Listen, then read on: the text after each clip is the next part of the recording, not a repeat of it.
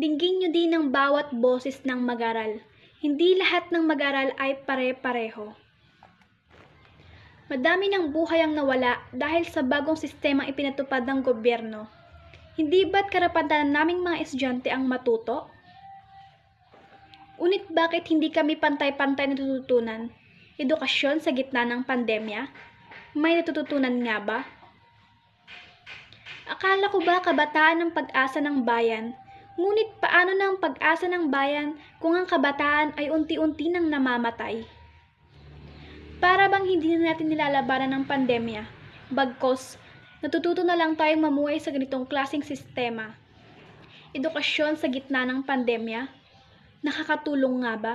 Hindi. Dahil mahirap. Sobrang hirap.